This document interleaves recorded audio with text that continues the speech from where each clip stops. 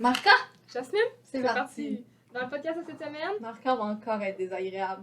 Sur ce, notre invité de la semaine, Soléné, Davignon! peux-tu te présenter? Ton sujet, t'es qui, quoi, comment? Qu'est-ce qui se passe avec toi? Ben relax, ben relax. Je viens en fait pour parler de la littérature, plus précisément de 4 livres que j'ai choisis, qui ont des auteurs différents, des thèmes différents, puis des années différentes. Fait que je viens pour vous parler un petit peu. Puis, C'est quoi la littérature? ouais, t'aimes ça la littérature? J'aime beaucoup ça, la littérature. La partie, est-ce que ça va genre depuis toujours? Oui, c'est quelque chose de très important dans ma famille. On a comme 7 bibliothèques différentes. Fait que lire, C'est un vrai fait. Ouais. Je confirme. J'ai beaucoup lu les bibliothèques, puis avec des parents universitaires, la lecture, puis la culture, c'est quelque chose de très important. Fait que j'ai tout le temps vraiment beaucoup aimé les livres. Très cool. Est-ce que tu voulais parler de la littérature en général avant ou on passe directement à ta première œuvre? On peut parler un petit peu de la littérature en général. Vas-y. Tu vois ça comment? Ouais, c'est pas L'importance. pour toi la littérature. Pour moi, la littérature, ben tu sais, vous le savez déjà, puis probablement les gens qui écoutent, que je m'en vais prof d'anglais, Oui. plus précisément en littérature justement, puis que je prévois faire ma maîtrise là-dessus. Parce que, selon moi, c'est vraiment extrême. Il y a des mondes au complet qui sont créés par des gens qui ont vraiment beaucoup, beaucoup d'imagination, puis que c'est absolument faux qu'ils soient capables d'écrire des histoires avec des personnages qui te font ressentir des choses, qui te font sentir très heureux, juste par leur imagination à eux. Fait que j'aimerais ça pouvoir justement aider les gens à comprendre tout ça, puis à être capable d'apprécier à quel point c'est une merveille qu'on ait autant de littérature qui a été créée, puis qu'il y ait autant de personnes qui soient capables d'écrire des choses qui nous touchent profondément émotionnellement. Est-ce que tu as des genres littéraires que tu préfères? Je suis très fan des campus novels. Définition? Ouais, définition. Campus novels, c'est majoritairement en fait sur des campus. C'est beaucoup avec des personnages qui sont à l'université. Ça explique justement les problèmes plutôt de la société qui est très restrictive pour l'académique puis qui est très sélective. Fait que les campus novels, tu sais, ça apporte justement, tu sais, un petit côté philosophique qui est intéressant. Mais il y a tout le temps un petit peu d'action, un petit... De temps, je pense que justement, c'est peut-être un genre de livre qui n'a pas tant de romance dedans. C'est pas quelque chose qui est très romantique, mais si tu le regardes d'un autre angle, la romance n'est pas avec les autres personnes, mais est avec l'académique. Et non juste un livre de romance de base. Est-ce que tu as toujours lu principalement en anglais? Ben pas toujours, là. J'imagine que quand tu étais jeune... Non, quand j'étais jeune, j'ai lu beaucoup en français. Maintenant, je lis quand même beaucoup en anglais, puis en français aussi. En français, j'ai certains auteurs que j'aime plus que d'autres, fait que je pense que j'ai priorisé un petit peu plus. Là. François Sagan, qui est une de mes préférées, qui est vraiment celle-là que je priorise beaucoup. Ça, c'est un auteur Francophone. Francophone? Ouais. Francophone de France. Ok, parfait. Fait que française. Ouais, française. Puis, est-ce que tu peux nous parler d'une de ses œuvres? J'ai acheté un autre de ses livres quand je fais un voyage en France. Ben, en fait, j'en ai acheté comme 3 livres différents. Ils sont moins chers là-bas. Mais ici, j'ai lu un de ses romans les plus populaires, ça s'appelle Bonjour Tristesse. Puis c'est vraiment, vraiment beau. Là. En fait, juste un petit résumé, c'est une fille et son père qui vivent vraiment comme des hédonistes. Là. Tu vis le plus vite possible parce que tu vas mourir. Qui rencontre justement, son père se remarie avec une femme qui est beaucoup de la haute société, qui est très élégante. Puis la fille l'adore complètement pour ça. Puis c'est vraiment comme ils naviguent avec ce que eux ils veulent, puis ce que comme la société leur dirait de faire. Il y a aussi, tu sais, il y a une relation amoureuse entre elle et un autre homme justement dans ce roman-là. Mais il y a aussi comme un parallèle avec l'amour qu'elle a pour son père et l'amour qu'elle a justement pour la nouvelle femme de son père qu'elle admire vraiment beaucoup et qui est prête à écouter tout ce qu'elle dit. Wow, ok. Très cool. Est-ce que tu veux nous parler de ton première œuvre que tu viens de présenter aujourd'hui? Ma première œuvre, je vais prendre, en fait, Emma de Jane Austen. J'ai noté le nombre de pages, mais ça dépend vraiment en fait, des éditions, puis c'est quelle maison d'édition qui produit. Celui-là que j'ai, c'est 511 pages. Puis ça l'a récemment, en fait, été adapté en film, qui est honnêtement un très bon film. Là. C'est le film a le même nom? Oui. Ok. Emma, puis il y a un très bon cast. C'est vraiment un bon film, c'est vraiment bien filmé. Puis, un fun fact de ce film-là, Emma, c'est ça qui a inspiré le film Clueless, qui est un film vraiment populaire dans le genre des films chick flick un peu des années 90. Là. C'est un peu la même histoire, tu sais, mais je pense que de ce qu'on voit pas dans ça de Emma, c'est à quel point son obsession à essayer de mettre Harriet en amour avec quelqu'un d'autre, puis d'essayer comme de la brancher ou de s'occuper de son père, ça montre d'une certaine manière que même si tout le long du livre on voit Emma comme justement c'est une personne comme un peu parfaite, là, les gens la voient pas avec des défauts, sauf justement sur le Interest qu'elle va finir par être capable de finir ensemble, mais je pense que justement on parle pas assez que Emma c'est vraiment un personnage qui s'occupe beaucoup des autres parce qu'elle n'a pas tant envie de faire de l'introspection sur elle et le comment. Comme justement, elle se fait dire beaucoup qu'elle est vaniteuse, qu'elle s'occupe juste de lui, puis que de rentrer dans les affaires de toutes les autres, c'est pas correct. D'une certaine manière, elle le fait pour être capable de s'occuper, puis c'est vraiment une belle histoire d'amour. T'as lu ce quand? J'ai lu plusieurs fois. Okay. Je l'ai lu, je pense, la première fois, je devais avoir 13 ans. Ok, quand même. Ouais, j'ai eu une grosse phase à partir de comme 12 ans, justement, des classiques, mais faits par des femmes, qui étaient avant, tu sais, sur des pseudonymes. Puis Jane Austen, ça a été celle qui a commencé tout ça. J'adore vraiment ses romans. Puis je pense qu'elle montre la romance d'une manière qui était peut-être un petit peu moins vue avant, qui est très plaisante. Puis de justement, dans ces années-là, de voir une romance comme Emma puis Sir Lyon, que il la comprend d'une manière que les autres la comprennent pas tant que ça, puis qu'ils sont tous les deux capables en fait de montrer une critique l'un envers l'autre. C'est pas la femme qui dit ah celui c'est l'homme parfait, il est riche, puis c'est sûr qu'il a aucun tort, puis lui il va faire pas comme la femme parfaite. Ils vont être capables d'être ensemble puis de s'aimer ensemble. Puis une des quotes que j'aime vraiment du livre, c'est quand il dit que s'il aimait moins, il serait capable d'en parler plus. C'est qu'ils sont vraiment ils sont capables de voir les torts l'un de l'autre, puis ils vont se le dire. De moi, ça, je trouve pas que c'est correct, mais ça l'enlève pas, justement, à quel point ils s'aiment. Fait que c'est ça qui a fait que Love t'a marqué plus que, mettons... C'est pour ça que tu l'as choisi? Je pense que oui, tu sais, premièrement, genre Jane Austen, tu sais, j'ai voulu prendre, justement... j'ai pris 2 auteurs, elle puis Louise Marcotte, mais on aurait pu, justement, ajouter plein d'auteurs de ces années-là. Si on parle, tu sais...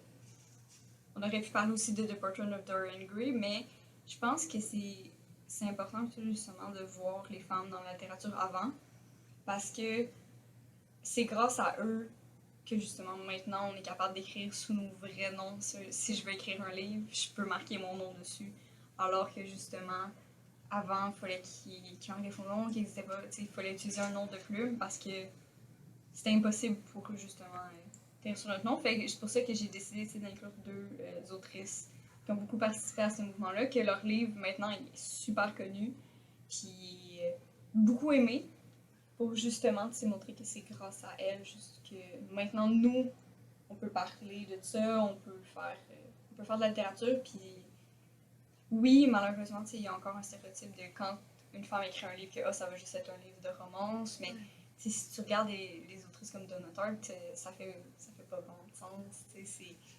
Les femmes sont capables d'écrire sur 100 fois plus d'autres choses que ça.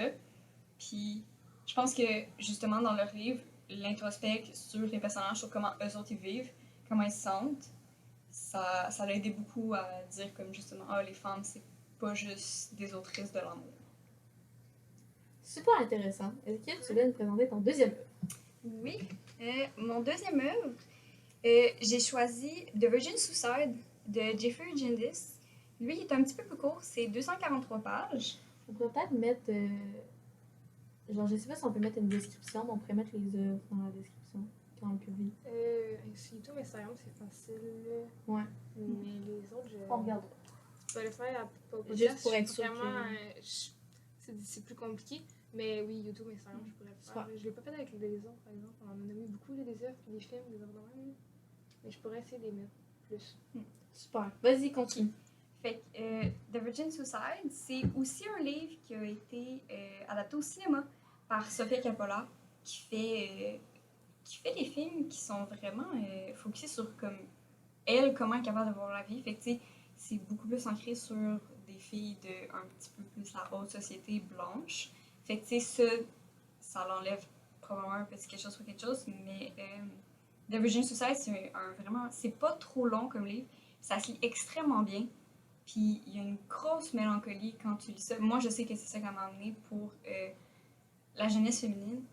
Que justement, tu sais, tout au long du livre, tu sais, le film commence par le monologue des garçons et le livre finit par le monologue des garçons et commence que peu importe c'est quoi qui s'est passé, peu importe leur âge, tout ce qui est important, c'est qu'ils les ont aimés, mais en réalité, les garçons les ont pas aimés parce que The Virgin Suicide, c'est l'adolescence féminine, puis tu vois tout au long du livre que, tu sais, le nom c'est The Virgin Suicide, t'es au courant qu'ils vont tous se suicider, qu'ils vont tous mourir, puis tout le long, tu sais, les garçons, ils les voyaient plus comme, justement, tu sais, un objet de désir, c'était pas des personnes réalistes qui pouvaient faire quoi que ce soit selon eux, puis je pense que justement ça joue très bien là-dedans que ils disent à la fin, ah, tout ce qui est important, c'est qu'on les a aimés. Mais ils n'ont pas vraiment aimé parce qu'ils les connaissaient pas pour de vrai, tu sais. Est-ce qu'on peut juste contextualiser un peu, là, Ouais, parce que c'est quand quoi tu dis l'histoire? il les voyait, tu sais pas c'est qui le il. Ok, en fait, dans l'histoire. Genre, c'est quoi l'histoire? Mettons qu'on Ouais. on dit les grosses lignes. Ok.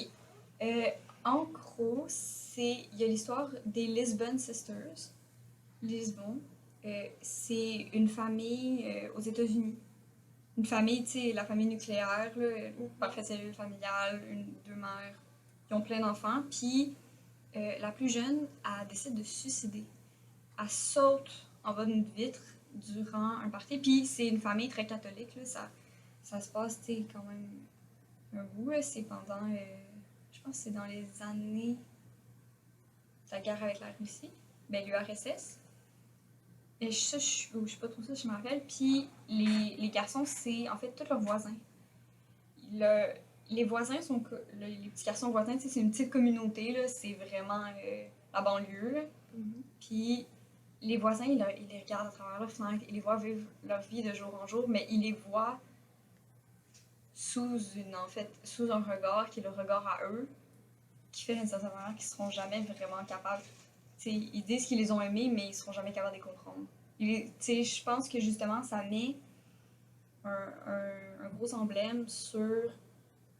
Quand on parle beaucoup de l'adolescence féminine, girlhood, c'est quelque chose de très important. Puis d'une certaine manière, la majorité du temps, on veut pas tant le laisser derrière parce que ça nous fait du bien d'être là-dedans. Puis ça montre beaucoup justement comme une certaine malédiction féminine de t'es capable de te faire voir, mais pas vraiment de te faire comprendre.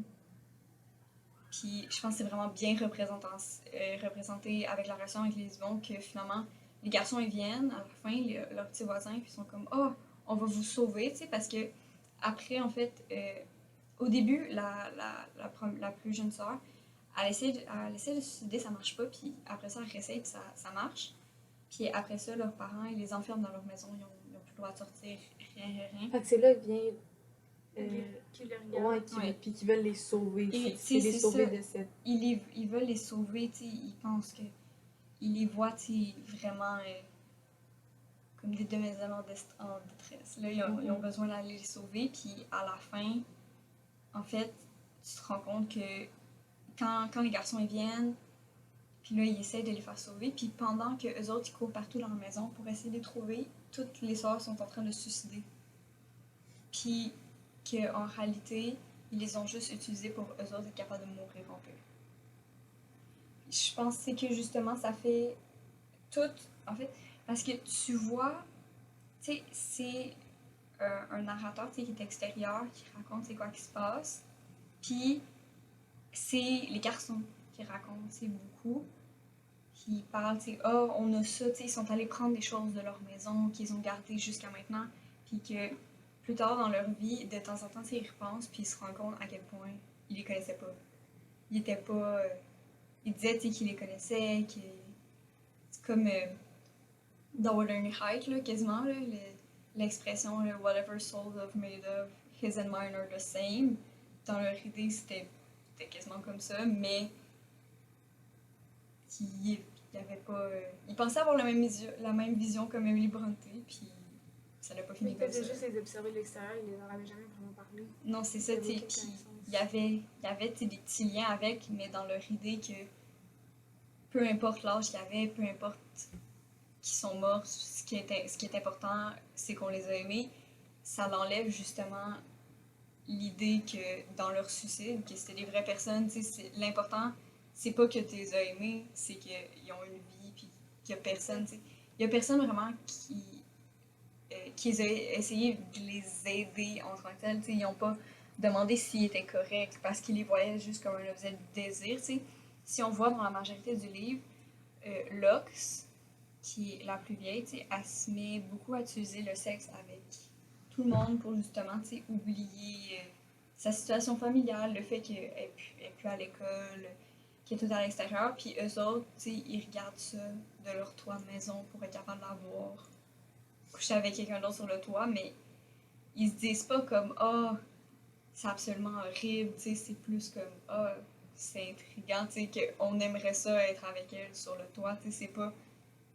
Peut-être qu'il y a un problème, il raconte aussi que c'était rendu en fait que il y avait de l'eau qui s'accumulait entre ses épaules quand il était couché sur l'autre, puis qu'il pleuvait, tellement qu'ils mangeaient pas dans leur maison, mais c'était pas... c'est pas quelque chose qu'ils se sont dit « Ah, oh, faudrait peut-être qu'on appelle quelqu'un, il faudrait peut-être qu'on les sorte de la maison ». Fait que je pense que ce livre-là reflète vraiment beaucoup l'idée que les femmes sont vues mais sont pas comprises. Il était comme on va faire de quoi, mais il faisait jamais rien. Fait que même s'ils se convainquaient entre eux qui étaient comme on veut les sauver, mais ils ont jamais rien fait. Ils les voyaient comme un fantasme, puis l'idée de les sauver était un fantasme. C'était pas on va les sauver parce qu'on veut rien en retour, c'était on veut les sauver pour être justement les sauveurs. Puis même des après sœurs, que les sœurs étaient mortes, ils disaient encore qu'ils les avaient sauvées. D'une certaine manière, c'est ça. Là. Même dans la mort, ils continuent de les voir, justement. Ils les comprenaient pas, puis à la fin, ils finissent. Ils finissent par. On pourrait faire un parallèle avec beaucoup de choses. Ouais. Ils finissent par le dire que peut-être qu'on les a pas vraiment compris, mais c'est ça tout le long. Ils gardent des choses d'eux, ils volent des trucs. Ils racontent des petites histoires parce qu'ils voyaient les filles comme un mystère. Puis maintenant, les voir comme elles sont, comme tout le monde est, ils se rendent compte que c'est des jeunes garçons aussi qu'une fille, c'est pas un mystère, c'est une vraie personne aussi. Puis justement, c'était vu tout le long comme un fantasme. Je pense que c'est quoi que t'as ressorti de cette œuvre-là? L'as-tu lu plusieurs fois aussi? Oui. Je l'ai lu, habituellement mes livres, je les lis une première fois pour comprendre l'histoire, une deuxième fois pour pouvoir mettre des annotations dedans, puis une troisième fois pour le relire avec les annotations, regarder si je veux pas modifier quelque chose. Ouais. Non, mais c'est cool! C'est une bonne façon. Temps. Ouais, Mais je lis très vite, ça va. Ouais, mais t'es habitué de lire aussi. Ouais. mais c'est vrai, puis quand c'est ta passion, ça passe vite. Tu le fais le temps. Si le livre est bon, habituellement, t'es capable de finir en une journée. Le Virgin Suicide, je l'ai fini en 2 jours. C'est un livre qui est long environ. C'est 200 pages. Ouais, 243 pages, c'est pas long. C'est long, là. Mais j'ai l'impression que le fait que ça m'a pris plus longtemps, parce qu'habituellement, un livre de 200 pages, je lis ça en une journée, mais c'est que c'est tellement glauque. Parce que tu lis tout le long du livre, puis là, tu t'attaches aux sœurs, parce que je pense que justement, en tant que femme, qui a déjà été une fille, on fait partie de girlhood, on sait c'est quoi, justement, l'idée. Se faire dire, faut t'arrêter d'avoir des émotions, tu veux pas finir comme ta mère, tu veux pas avoir trop d'émotions, toutes ces choses-là. Je pense que justement, lire ce livre-là, tu as une certaine compréhension, tu es capable de comprendre c'est quoi que les sœurs sont en train de ressentir, même si les garçons ne le disent pas parce qu'ils sont pas au courant. Puis toi, tu ressens, puis tu sais c'est quoi qui va leur arriver, puis tu sais qu'il y aurait peut-être une possibilité. Les garçons, ils disent on n'aurait pas pu les sauver, mais il y aurait peut-être quelqu'un d'autre qui aurait pu les sauver, mais pas eux, parce que justement, ils les voyaient, mais ils les comprenaient pas. Et je pense que justement, c'est un livre qui est important à lire, même si. Ça a l'air Alors, bon, ça vraiment va me faire bon. bien réfléchir parce que Ouais. ça me fait réfléchir juste que t'en parles. C'est un livre très triste, qui est très choquant, puis c'est très graphique. Tu sais, quand ça commence avec telle personne est morte, elle est morte comme ça, tu sais, il y a une des sœurs, elle met sa tête dans le four pour mourir. Tu sais, c'est des morts quand même violentes, des façons violentes de se suicider, tu sais. Mais quand après ça, tu lis le reste de l'histoire, tu comprends d'une certaine manière. Il était rendu là, tu sais. La seule libération, non seulement de leurs parents qu'ils avaient, mais de l'idée qui était un fantasme pour tout le monde dans leur ville, c'était la mort. C'est genre la seule manière qu'ils Parce que pouvaient tout le se monde était au libérer. courant qu'il était là. Ou... Tout le monde savait qu'ils étaient dans leur maison. Personne ne faisait rien, c'est quand même fou. Puis, tu sais, ils faisaient pas grand-chose, là. À la fin, c'était plus du jugement que d'autres choses, là. Oh! Quand même. C'est vraiment intéressant, mais on va passer à la prochaine œuvre. Je vais... ma prochaine œuvre, en fait, c'est un livre de 500 pages, Little Woman, Louisa May Alcott. Pour... J'ai choisi ce livre-là parce que, ben, c'est des sœurs.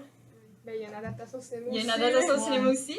Mais ça, j'ai essayé de prendre des livres justement qui avaient des adaptations au cinéma. Est-ce que tu l'as vu? Oui. Ok. Moi, je l'ai jamais vu. Il est quand même bien filmé, mais ça fait des Trop sauts, mais c'est vrai qu'il est long. Mais Mais je me j'ai- perdais dans l'histoire parce que c'est comme ça go back and forth dans le temps. Mais le livre, il fait pas ça. Non, ouais. Pas je l'ai lu. Mais j'ai pris des livres avec des adaptations justement parce que, selon moi, ces livres-là, ils ont des belles histoires qui sont importantes d'écouter. Puis je sais qu'il y a des gens qui n'ont pas tant envie de lire le livre. Et je me suis dit que j'allais prendre des livres que j'avais qui avaient été adaptés au Ah, cinéma. c'est vraiment une bonne idée. Fait que Little Woman, j'ai pris ça parce que j'ai vraiment l'impression. C'est un livre qui est excellent. Puis que la relation, les personnages masculins amoureux, ben, on peut peut-être un petit peu exclure Laurie de là-dedans parce que Laurie a quand même une place parce qu'avant de décider de marier Amy, il est meilleur ami avec Joe. Fait que On peut peut-être juste faire genre un résumé de l'histoire avant Ok. de s'embarquer dans les personnages, juste pour que ça soit clair. Je m'en rappelle plus l'histoire, moi, là. Little Woman, en fait, c'est l'histoire de des sœurs, Beth, Joe, Amy puis Meg, qui vivent aux États-Unis un petit peu, quand même pas trop après la Révolution. Puis ils ont toutes des personnalités très différentes. Fait que je pense que c'est un livre que c'est facile de trouver une personne puis d'être capable de te relier avec cette personne-là, de comprendre ses émotions. Puis tu sais, c'est des sœurs, sont toutes différentes, puis ils vivent, puis ils essaient d'être capables de survivre. Puis j'ai l'impression que c'est comme un petit peu une histoire de jour à jour. Tu vois, tu sais, des trucs que peut-être que toi tu ferais maintenant dans le livre. Puis tu sais, tu les suis pendant, tu sais, que justement, là, ils deviennent des femmes. Tu sais, c'était dans un temps où est-ce que tout le monde se mariait, avait des enfants, et c'était super important, tu sais, qu'ils se trouvent d'autres personnes, puis tu sais, ils ont tous des personnalités différentes. Là. Meg veut avoir une famille, elle veut être la femme de quelqu'un, tu sais, puis Jo, elle veut écrire des livres, c'est ça son fantasme, c'est d'être capable de devenir écrivaine. Elle a dit que les femmes, c'est beaucoup plus que ce que dans ce temps-là, ils disent qu'ils sont, puis c'est très vrai, là. Les femmes sont pas juste faites pour l'amour, elles sont faites pour 100 fois plus d'autres choses. Puis elle en parle beaucoup.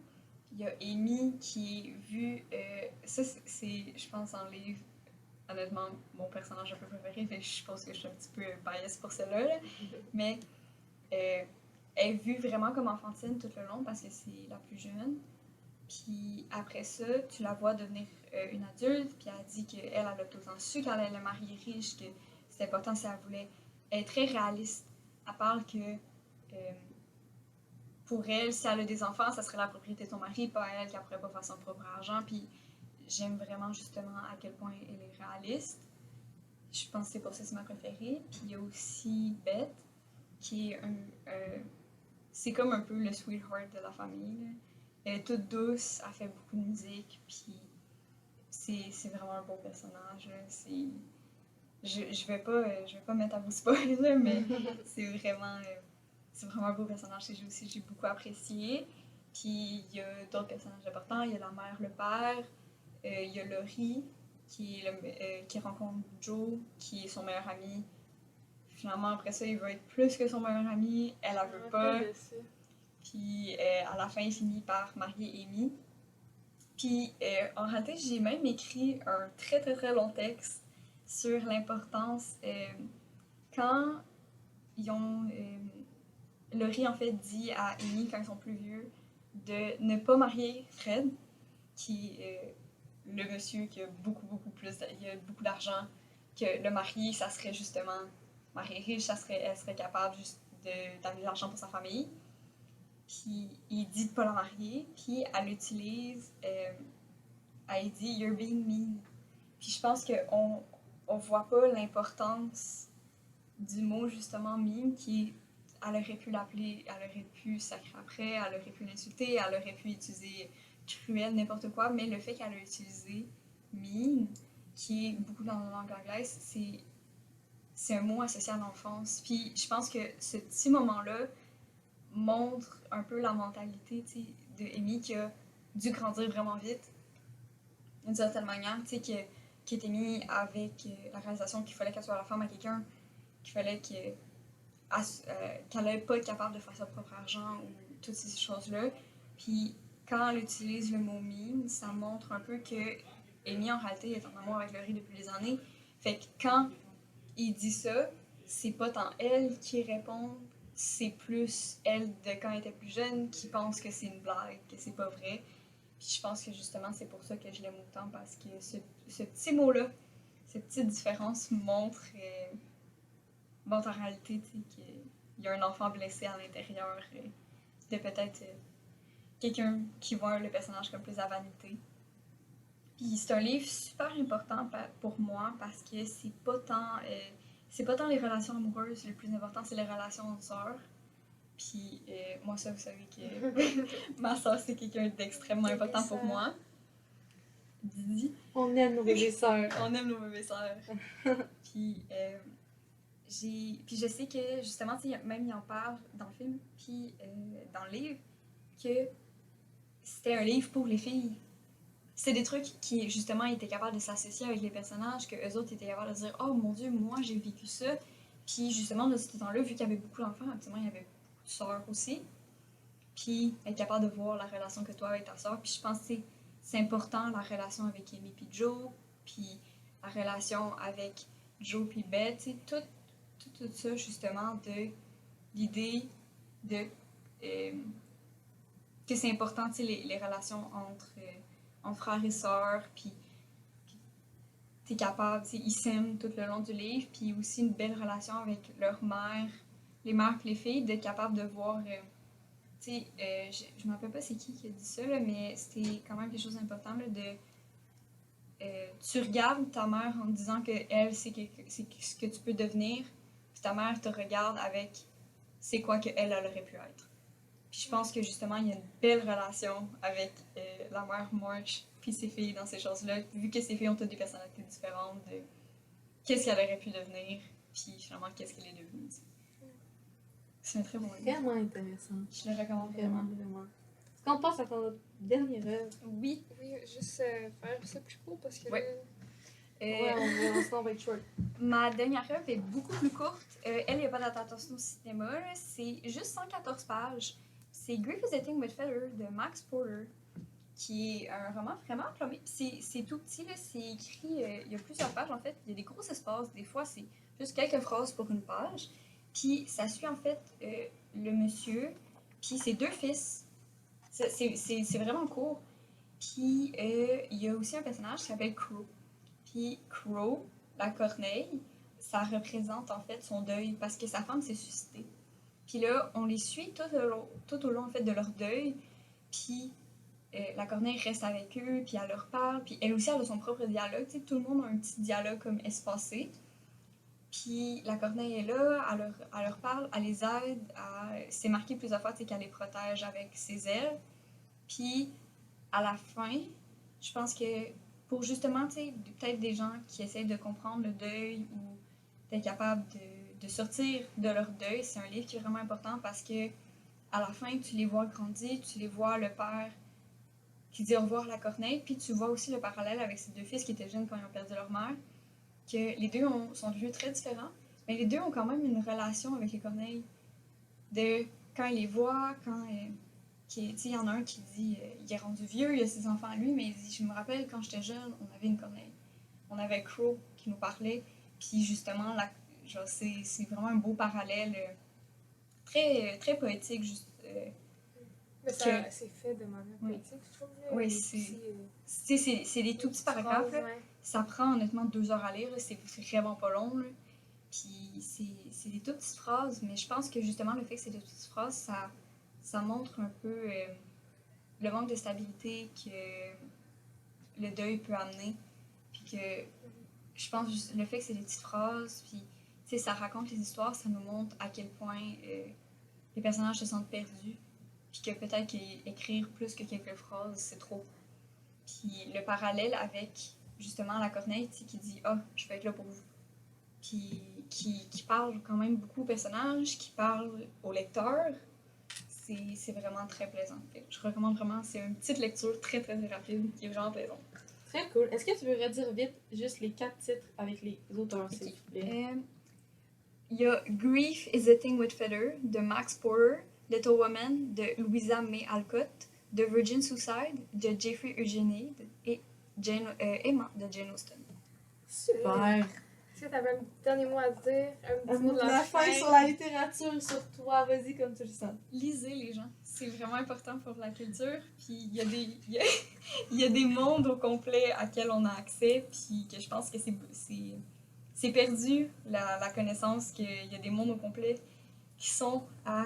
Il y a des bibliothèques publiques, t'as même pas besoin d'acheter des livres, tu peux facilement les louer, sauf pour les gens comme moi quand ils vivent dans les trous perdus.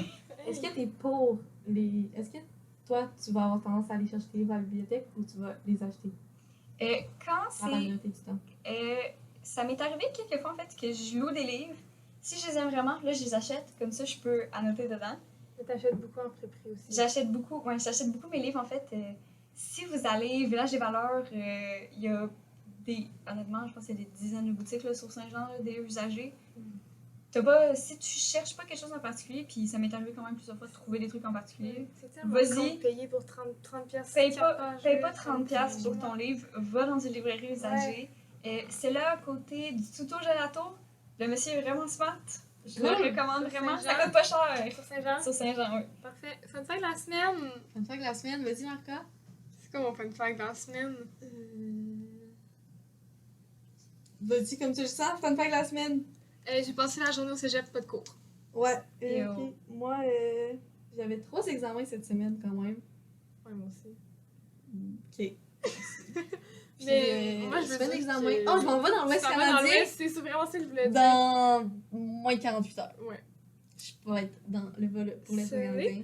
Fait que on peut nous trouver sur Spotify, Apple Podcast, YouTube, Instagram. Vous pouvez nous suivre. Le Roi Akiram. Le Roi Akiram. Le Roi.Akiram sur Puis Instagram. un gros merci, Néné. Oui, c'était vraiment venu. C'était vraiment intéressant. Puis écoute, bye bye. Bye tout le monde. Bye bye.